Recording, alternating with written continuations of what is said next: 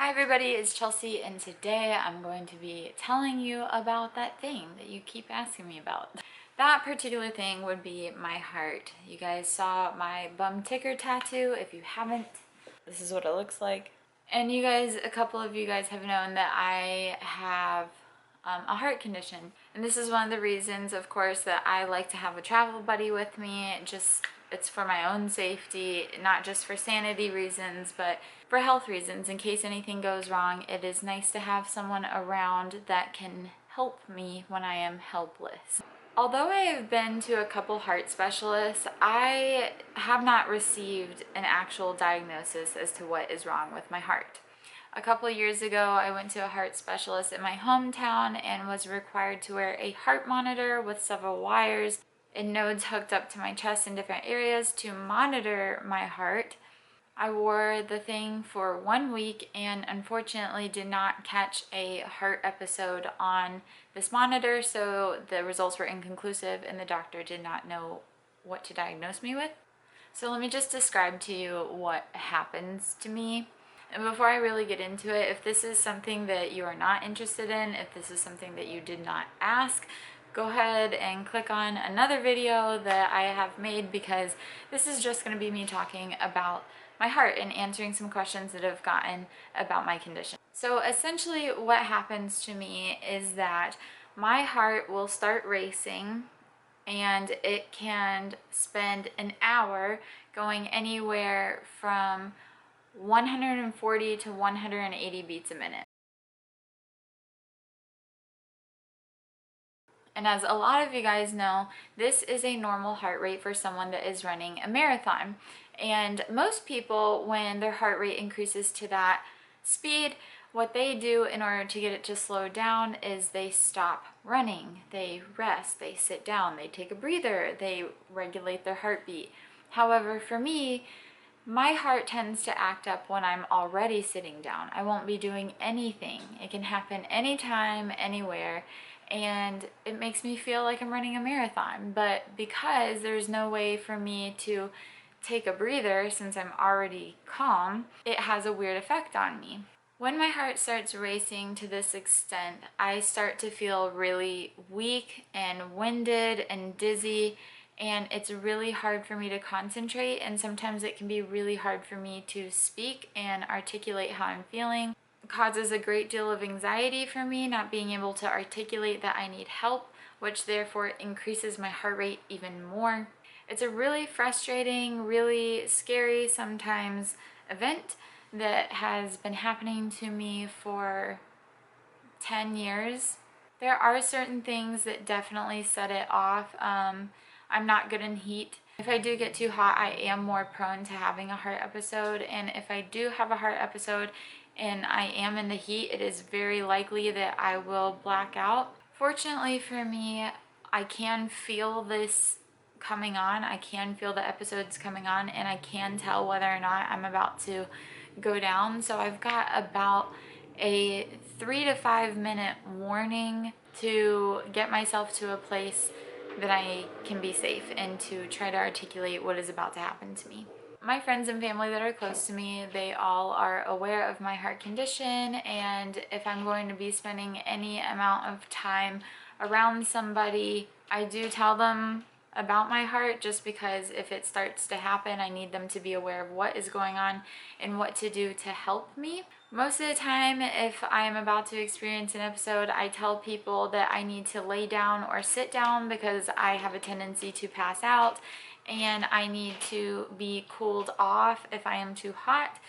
Also helps if I can get some juice or some calories or whatever, just to make sure that that is not a contributing factor. To have weird blood pressure doesn't make it any better, so that's always something that can help. And actually, there are a couple things that I have had to cut out of my life in order to try to make this better. First and foremost, I am sober.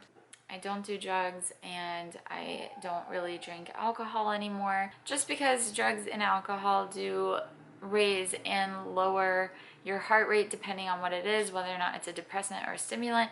So I do try to stay away from those. I have been sober for a couple of years now, and that has really helped my heart rate.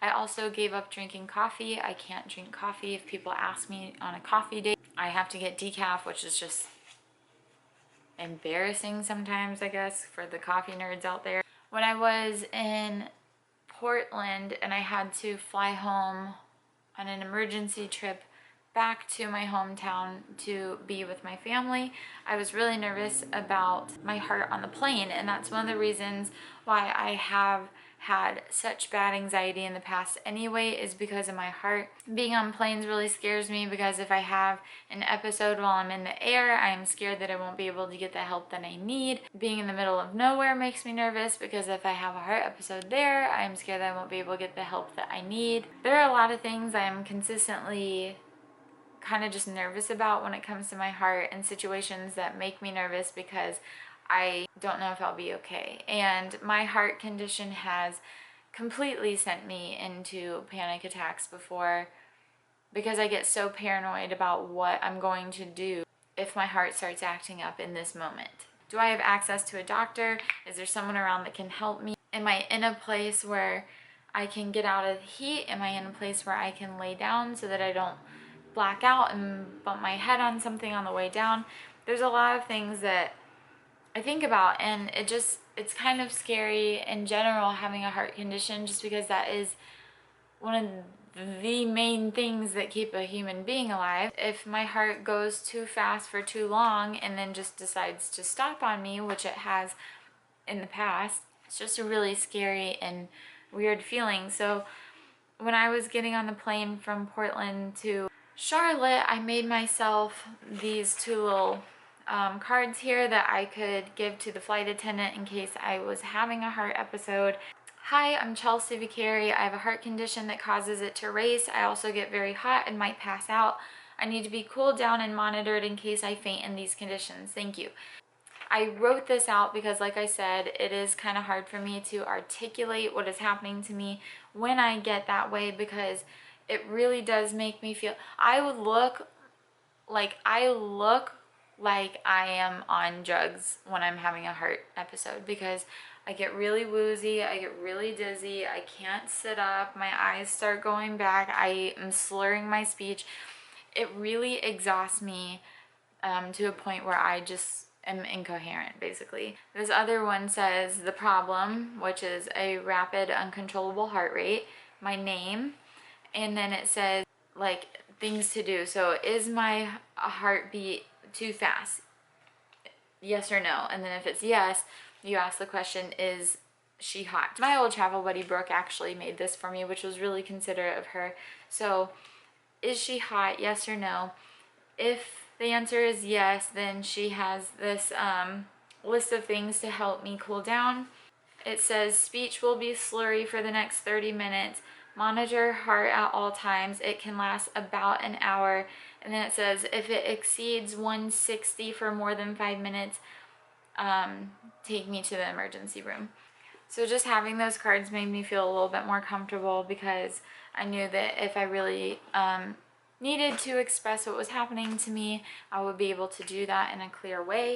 I do remember this one instance in particular. This has happened to me several times, but I do remember this one instance in particular. I was in Chicago a couple years ago with my mom at a restaurant, and we were eating together, and I started having a heart episode, and so I told her about it. She quickly paid the bill, and we wanted to get a taxi back to our hotel in Chicago at the time. My heart was not going quick enough to go to the hospital, but I was having an episode where I was about to pass out.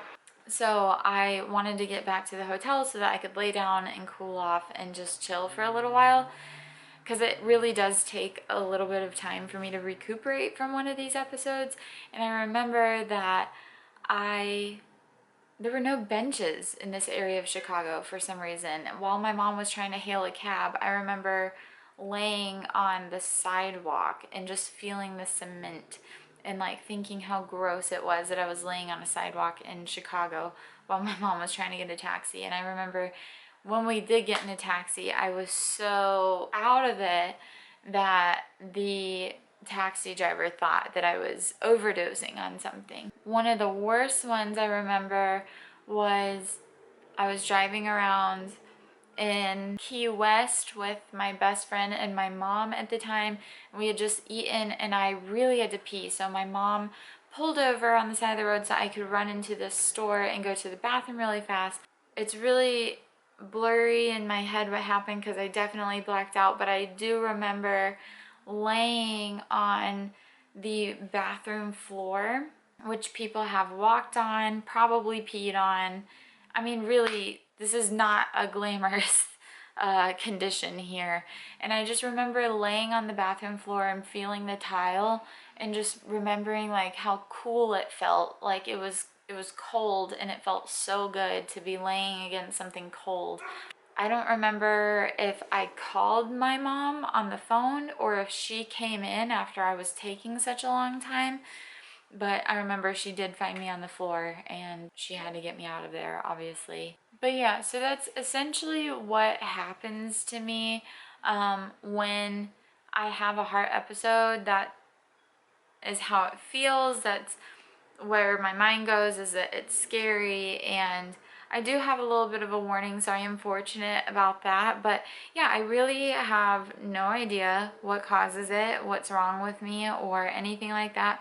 I do plan on going to a heart specialist again in the next couple months here, probably within the next couple weeks if I can. I would really like to find a solution to this. I had talked to a doctor in the past about getting a pacemaker. However, they were a little bit apprehensive to do that because I am so young. My family doesn't have a history of heart problems. This is very unique to me and my family, and I really don't know what else to say about it other than I am seeking a solution coming up here soon. I do want to go to another heart specialist. I did have an appointment scheduled for the end of November for me to see a heart specialist. However, things came up where I had to cancel that appointment, and I'm going to try to make one again with a different doctor in a different area, which I will get into the circumstances of that in the next video, which I'm literally about to film right after this one. And yeah, that is basically the gist of it. For anyone that has been wondering, I know that a lot of people have asked me about it, especially since I have gotten this bum ticker tattoo. And I do just want to explain this bum ticker tattoo really fast. I debated for a really long time on whether or not I wanted to get that tattoo because I didn't know if I wanted to make it such a permanent thing.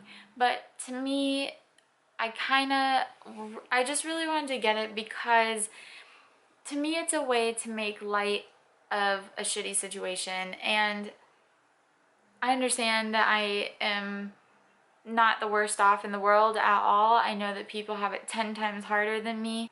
And I see people like that continuing on and making the best out of life despite their conditions. And I kind of just wanted, they're so inspiring to me that I kind of just wanted to live that philosophy that no matter the hand that you're dealt, you can still try to look at things in a positive light. So I got this bum ticker tattoo kind of as a joke to myself that if my heart ever stopped and I have to go to the hospital and get the electric paddles that get your heart to start again, I just thought it'd be really funny if the nurses like opened my shirt and went to do it and they were like, oh my god, this bitch, you know? So it was just kind of a way for me to make light of my situation. And I really don't want to hear you comment on my tattoo at all, or if you have anything negative to say about my heart condition at all, or the way that I handle myself about it. I really don't want to hear it. I am a 25-year-old person doing my best, and I would really just prefer if you're respectful of me sharing this part of my life with you guys and met me with as little judgment as possible. The only reason that I am really sharing this is just to let people know that despite the physical ailments or mental ailments that you might have, I would always encourage you to try to push through them and live the life that you want. And even if you need certain special accommodations sometimes, It's totally okay, and there are people in the world that are willing to help you, and you should not be embarrassed about things that you cannot help. So I hope that you just continue to live your best life. Anyway, that's basically everything. Subscribe to my channel if you haven't. If you are new, my name is Chelsea. I travel around the country in a 21-foot camper trailer with my dog, Banks, and I have a heart condition.